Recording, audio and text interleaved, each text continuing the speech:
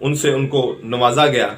अगर इनकी ज़िंदगी की बात करें तो डॉक्टर अब्दुल कदीर खान 1936 को हिंदुस्तान के एक शहर भोपाल में पैदा हुए। 15 वर्ष यूरोप में रहे, मगरबी बर्लिन की टेक्निकल यूनिवर्सिटी और हालैंड की यूनिवर्सिटी से तालीम हासिल की। हालैंड से मास्टर ऑफ साइंस और बेल्जियम की यूनिवर्सिटी से इंजीनियरिंग की यूनिवर्सिटी हासिल की और 1976 में पाकिस्तान वापस आ गए। 1976 में इंजीनियरिंग रिसर्च लेबॉर्ट्रीज की बुनियाद रखी और 1981 में ज़ियाउल हक ने इनके नाम के ऊपर डॉक्टर ए.क्यू. खान का नाम के ऊपर ये अदारा रख दिया। 1998 में जब भारत ने एटमी धमाके किए तो डॉक्टर अब्दुल कदीर खान ने वो एटम बम तैयार कर चुके थे, जिसको मियां मोहम्मद नवाज शरीफ ने जिसका बटन दबाया और पाकिस्तान को एक एटमी पावर बनाया और उसके भारत के मुकाबले में 5 एटमी धमाके करके पाकिस्तान को एक इंतहाई मजबूत मुल्क बना दिया।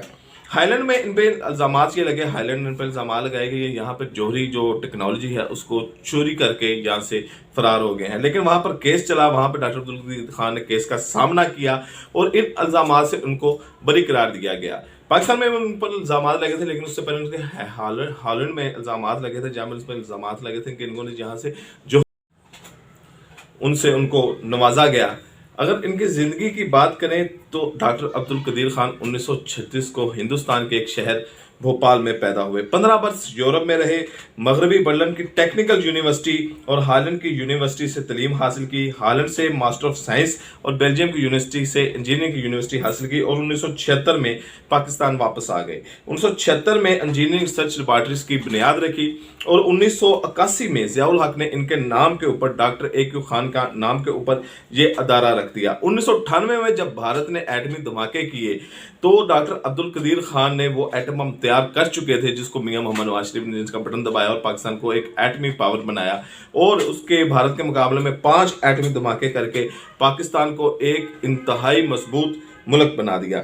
हाईलैंड में इन पे इल्जाम ये लगे, हाईलैंड में इन पे इल्जाम लगाए कि ये यहाँ पर जोहरी जो टेक्नोलॉजी है उसको चोरी करके यहाँ से फरार हो गए हैं, लेकिन वहाँ पर केस चला। वहाँ पर डॉक्टर अब्दुल कदीर खान ने केस का सामना किया और इन इल्जाम से उनको बरी करार दिया गया। पाकिस्तान में उन पर इल्जाम लगे थे, लेकिन उससे पहले उनके हालैंड में इल्जाम लगे थे, जहाँ पर उस पर इल्जाम लगे थे कि इन्होंने जहाँ से जोहरी जो मवाद है, जोहरी टेक्नोलॉजी है, उसको चोरी किया है। लेकिन बाद में हालैंड में जब ये केस चला तो हालैंड की अदालत ने उनको इन इल्जामात से बरी करार दे दिया कि ये जो बातें आप बता रहे हैं, जो मुखालिफिन बातें कर रहे थे, डॉक्टर अब्दुल कदीर खान बातें कर रहे थे, कि वो तमाम बातें उनकी किताबों में मौजूद थी। वो कोई ऐसी छुपी हुई चीज़ नहीं थी कि जिनका इल्जाम डॉक्टर अब्दुल कदीर खान पर लग रहे थे। वो बातें वो उनके खिलाफ केस थी, जो तमाम बातें किताबों में मौजूद थी, प्रैक्टिकल मौजूद थी, रिसर्चेस में मौजूद थी। हालैंड में इन्होंने शादी की। अब हनी खान इनकी बेबी का नाम है, इनसे 2 बेटियां हैं और दोनों बेटियां शादीशुदा हैं। 13 तलाई तमगे इनको मिले। 150 से ज़्यादा इन्होंने रिसर्च मज़ामीन लिखे जो साइंस में एक अहम संगे मील है, जो बहुत, यानी कि जब तक 150 मज़ामीन नहीं होते तब तक साइंस मुकम्मल नहीं होती। 2003 में डॉक्टर अब्दुल कदीर खान पर फिर इल्ज़ाम लगा, ये सदारती मुशीर भी रहे।